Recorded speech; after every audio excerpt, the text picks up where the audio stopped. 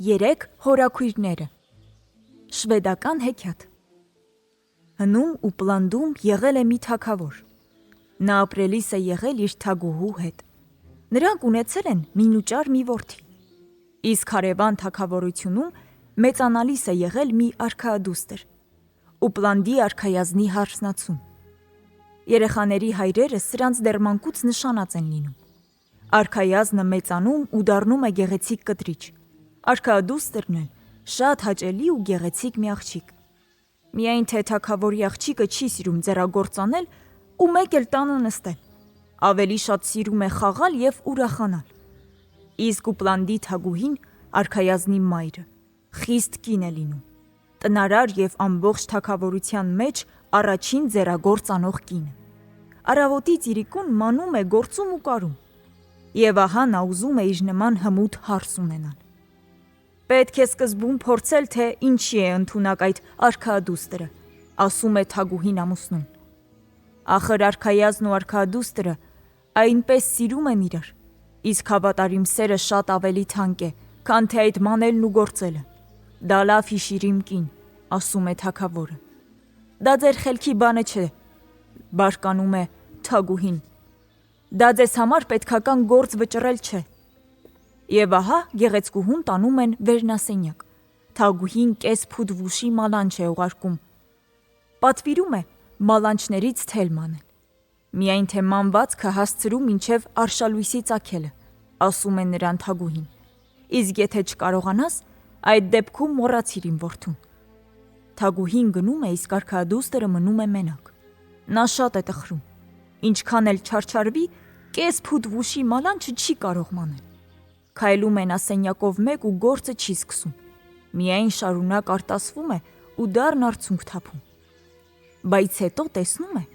դուռը բացվում ու կամաց ներս է մտնում մի պառավ, շատ տարօրինակ արտաքինով, ցածրահասակ, կորացած ու կնճիռների մեջ կորացած, իսկ ոտքերը սարսափելի մեծ։ Խաղաղություն քեզ, քնքուշ ողջունում է պառավը։ Քեզ էլ, պատասխանում է աղջիկը։ Եվ ահա պառավը հարցնում է. Գեղեցկուհի, ինչու ես այդքան տխուր։ Իսկ արքայադուստրը պատասխանում է. Ախր ինչպես չտխրեմ։ Այսօր երեկոյան թագուհին ինձ պատվիրել է կես փուդ վուշի մալանչ մանել։ Իսկ եթե մինչև արշալույսի ծագելը չհասցնեմ, էլ թագավորի տղային չեմ տեսնի։ Լաց եմ լինում, որ այդքան անկարող եմ։ Պառավն ասում է. Ուրախացիր գեղեցկուհի։ Այստեղի թագուհին էլ մանել չգիտի, ես եմ նրան սովորեցրել։ Քեզ էլ սկզբում կօգնեմ, իսկ հետո արդեն մանել կսովորեցնեմ։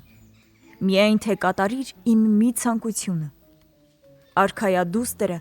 շատ է ուրախանում եւ ասում է. Խնդրիր ինչ որ կամենաս, իմ սիրելի հորաքույր։ Եթե քո ցանկությունը մարդկային ուժերից վեր չէ, ապա ես կկատարեմ այն։ Լավ, ասում է պառավը։ Իմ անունը Մեծավոտ հորաքույր է։ Ինձ ոչ մի բան էլ հարկավոր չէ։ Հրավիրիր քո եւ արքայազնի հարսանիքին միայն։ Այն օրվանից, ինչ ծեր թագուհին քո ապագա սկեսուրը ամուսնացել է, ես այլևս հարսանիք չեմ եղել։ Թող քո ասածը լինի, համաձայնում է արքայադուստրը։ Ես կկատարեմ քո ցանկությունը, միայն թե օգնիր ինձ, լավ։ Հորաքույր Մեծավոտը վերցնում է վուշի մալանչն ու գնում իր տունը։ Իսկ արքայադուստրը պառկում է քնելու, բայց ամբողջ գիշեր աչք չի կպցնում։ Վաղ առավոտյան դեռ լույսը չբացված, դուռը բացվում ու ներս է մտնում այդ նույն պառավը։ Մոտենում է նա թագավորի աղջկան ու նրան մեկնում մի մեծ կապոց մանվածք, սպիտակ ինչպես ձյունը, ու բարակ ինչպես սարդոստայնը։ Հորաքույր Մեծավոտն ասում է արքայադստերը.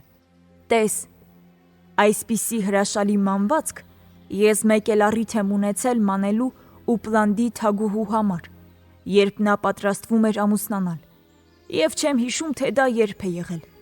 Տես, որ խոստումդ չմոռանաս։ Դե մնաս բարով, ասում ու անհետանում է։ Իսկ արքայադուստրը քնում է քաղցր քնով։ Մի ժամ էլ չի անցնում, որ նրան արթնացնում է ծեր թագուհին։ Դրա անկողնու մոտ կանգնած հարցնում է. Մանվածքը պատրաստ է։ Այո, Պատասխանում է թագավորի աղջիկը։ Հետո թագուհուն մեկնում է մանվածքը։ Թագուհին որքան էլ շուռ ու մուռ է տալիս մանվածքը, որքան էլ լույսի տակ նայում, ոչ մի թերություն չի գտնում։ Գովում է մանվածքը, բայց արքադուստրը հասկանում է, որ մաքուր սրտով չի գովում։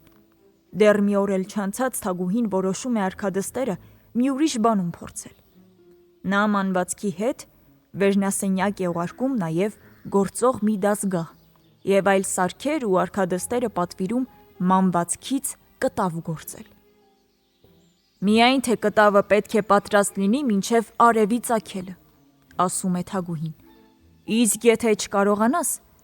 այն ժամանակ մոռացիր որդուս։ Թագուհին գնում է, իսկ արքադուստրը մնում է մենակ։ Ինչքան էլ ձգտեր չէր կարող մանվածքից կտավ գործել։ Եվ ահա նա քայլում է սենյակով մեկ ու գործը չի սկսում։ Միայն լաց է լինում ու դառն արցունք թափում։ Հանկարծ տեսնում է, դուռը բացվեց ու կամաց ներս մտավ մի պարավ։ Այնքան տարօրինակ արտաքինով, ցածրահասակ, կորացած ու կնճիռների մեջ կորած։ Իսկ մեջքից ներքև շատ հաստ է լինում։ Խաղաղություն քեզ, սիրալիր ողջունում է պարավը։ Քեզ էլ, պատասխանում է թագավորի աղջիկը։ Ինչու ես մենակ նստել ու այդպես արցունք թափում։ Իսկ արքադուստրը նրան ասում է. Հապա ինչ անեմ, որ լաց չլինեմ։ Թագուհին ինձ պատվիրել է մանվածքից կտավ գործել։ Իսկ եթե մինչև արևածագ գլուխ չբերեմ, թագավորի տղային էլ չեմ տեսնի։ Ես էլ լաց եմ լինում, որ այդքան անկարող եմ։ Եվ ահա պարավն ասում է. Ուրախացիր գեղեցկուհի։ Այստեղի թագուհին էլ գործել չգիտի։ Ես եմ նրան սովորեցրել։ Քեզ էլ սկզբում կօգնեմ, իսկ հետո գործել կսովորեցնեմ։ Միայն թե կատարիր իմ մի ցանկությունը։ Ուրախանում է արքադուստրն ու ասում. Խնդրիր ինչ որ կամենաս, իմ սիրելի հորաքույր։ Եթե քո ցանկությունը մարդկային ուժից վեր չէ, ապա ես կկատարեմ այն։ Լավ, ասում է պարավը։ Իմ անունը Աստապոչիկ հորաքույր է։ Ես ոչինչ էլ չեմ ուզում քեզնից։ Միայն թե ինձ հրավիրիր քո հարսանիքին։ Ծեր թագուհու քո ապագա սկեսուրի ամուսնանալուց հետո ես երբեք հարսանիքի չեմ եղել։ Դե թող քո ասածը լինի, համաձայնում է արքադուստրը։ Ես կկատարեմ քո ցանկությունը, միայն թե օգնիր ինձ։ Աստապոչիկ հորաքույրը վերցնում է մանվածքն ու գնում իր տունը։ Իսկ արքադուստրը պառկում է քնելու։ Բայց ամբողջ երկար գիշերվա ընթացքում նա աչք չի կպցնում։ Վաղ առավոտյան դեռ արևը չծագած, դուռը բացվում ու ներս է մտնում այդ նույն պարավը։ Մոտենում է թագավորի աղջկան ու նրան մեկնում մի մեծ կտոր կտավ, սպիտակ ինչպես ձյունը, եւ ամուր ինչպես գազանի կաշին։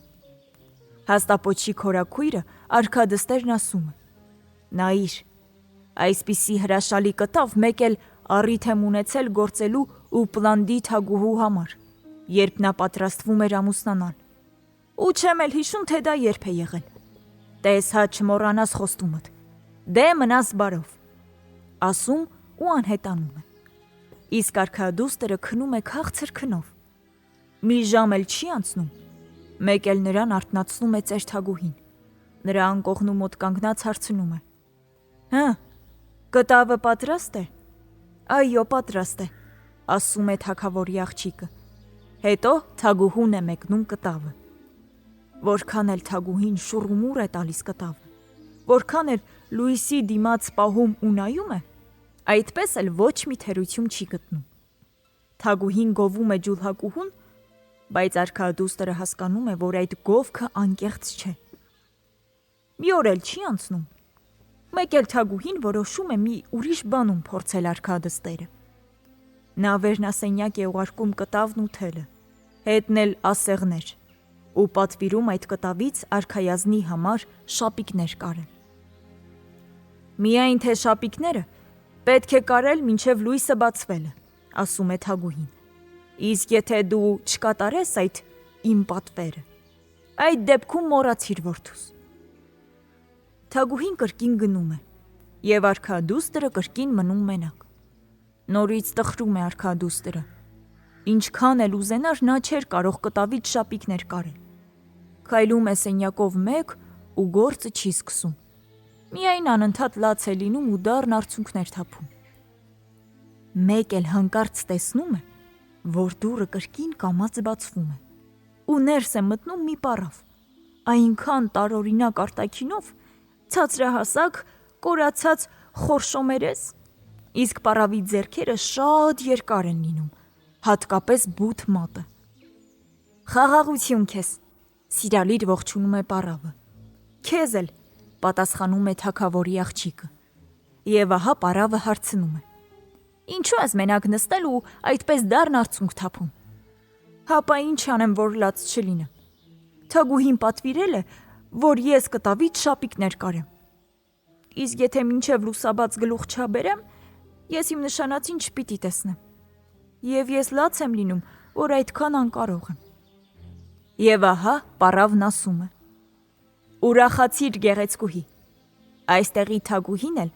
քեզ պես կարել չգիտեր, այդ ես եմ նրան սովորեցրել։ Ես քեզ էլ սկզբում կօգնեմ, իսկ հետո կարել կսովորեցնեմ։ Միայն թե կատարիր իմ մի ցանկությունը»։ Արքադուստրն ուրախանում եւ ասում է. «Խնդրիր ինչ որ կամենաս, իմ սիրելի հորաքույր։ Եթե քո խնդրածը մարդկային ուժերից վեր չէ, ես կկատարեմ»։ «Լավ», ասում է պառավը, «իմ անունը Երկարաբազուկ հորաքույր է, եւ ես քեզնից ոչինչ էլ չեմ ուզում։ Միայն ինձ հրավիրիր քո հարսանիքին։ Ծեր թագուհու քո ապագա սկեսուրու ամուսնությունից հետո ես երբեք հարսանիքի չեմ եղել»։ «Թող քո ասածը լինի», համաձայնում է արքադուստրը։ Հորաքույր Երկարաբազուկը վերցնում է կտավն ու գնում դեպի իր տունը, իսկ արքադուստրը պառկում է քնելու։ Եվ այնպես խորն է քնում, որ ոչ մի երազ չի տեսնում։ Վաղ առավոտյան դեռ արևը չծագած, դուռը բացվում եւ սենյակ է մտնում նույն պառավը։ Մոտենում է նա թագավորի աղջկան, արթնացնում է նրան ու տալիս շապիկները, 1, 2, 3 ու էլի մի քանի հատ, վարպետորեն կարված ու դեռ թավշով էլ ասեղնագործած։ Հորաքույր Երկարաբազուկը արքադստերն ասում է. «Նայիր,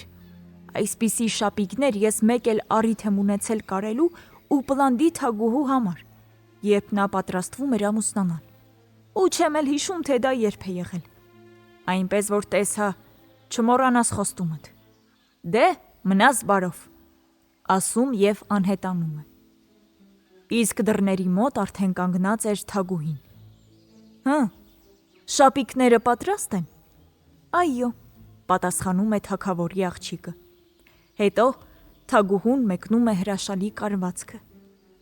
Դե որքան էլ թագուհին շուռումուռ է տալիս շապիկները, լույսի առաջ նայում, այդպես էլ ոչ մի թերություն չի գտնում։ Սաստիկ բարկանում է թագուհին, աչքերը շանթ ու կայծակ են արձակում։ Հետո ասում է. «Ինչ արած, ամուսնացիր արքայազնի հետ։ Երբեք մտքովս չէր անցնի, որ դու այսպիսի ձեռագործուհի ես, եւ այն էլ այսպիսի վարպետ»։ Թագուհին գնում է, բայց բարկությունից այնպես է շրխկացնում դռները, որ սենյակի ապակիները սկսում են զնգզնգալ։ Ինչպես երևում է, թագուհին մոռացած է լինում իր երիտասարդական տարիները, այն, որ ամուսնանալիս ոչինչ չի իմացել, իսկ 3 հորաքույրները այն ժամանակ օգնել են նրան եւ հետո էլ ձեռագործ սովորեցրել։ Դղյակում սկսում են հարսանիքի պատրաստությունը։ Ամեն տեսակ ճաշեր են պատրաստում, խմորեղ են թխում, գարեջուր եփում։ Միայն թե արքադուստրը շատ չի ուրախանում իր հարսանիքի օրը։ Հիշում է, թե ինչ տարօրինակ հյուրեր է ինքը հրավիրել, բայց եւ գիտեր, որ նրանց լավ է ընդունելու։ Միթե պառավները չէին նրան երջանկություն պարգևողը։ Եվ ահա հասնում է հարսանիքի օրը։ Հին սովորության համաձայն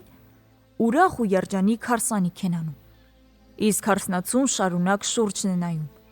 իր պառավներին է փնտրում։ Բայց չգիտես ինչու, ոչ մեծավոտ հորաքույրն է երևում, ոչ հաստապոչիկ հորաքույրը եւ ոչ էլ երկարաբազուկ հորաքույրը։ Վերջում, երբ հյուրերը սկսում են նստել հարսանեկան սեղանի շուրջը, հանկարծ թագավորի աղջիկը տեսնում է 3 պառավներին, որոնք բոլորից առանձին նստել էին սենյակի մի անկյունում։ Այստեղ թագավորը վեր է կենում սեղանից, մոտենում հյուրերին ու հարցնում. «Դուք ովքեր եք, և ինչ է ձեր անունը»։ Առաջներում կարծես թե ինձ չի վիճակվել տեսնել այնպիսիներին, ինչպիսին դուք եք։ Պառավներից մեկը վեր է կենում, խոնարհվում և պատասխանում է. «Իմ անունը Մեծավոտ հորաքույր է, իսկ իմ ոտքերը մեծ են, որովհետև ես իմ կյանքում շատ եմ մանել։ Կարիքն ինձ ստիպել է աշխատել առանց հանգստի, ծանր կյանքն ինձ այսպես այլանդակել է»։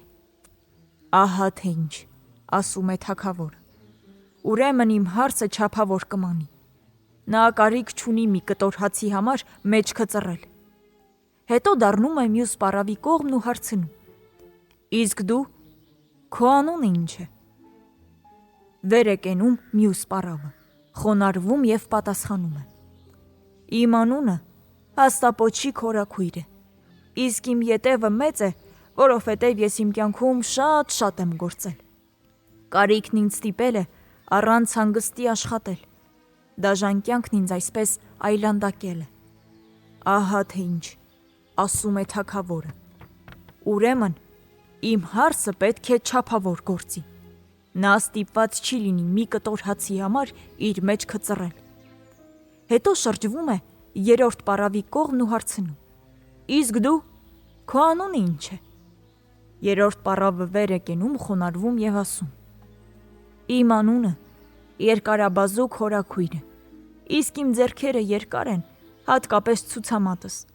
որովհետև ես իմ կյանքում այնչափ շատ եմ կարել, որ կարիքն ինձ ստիպել է առանց հանգստանալու աշխատել,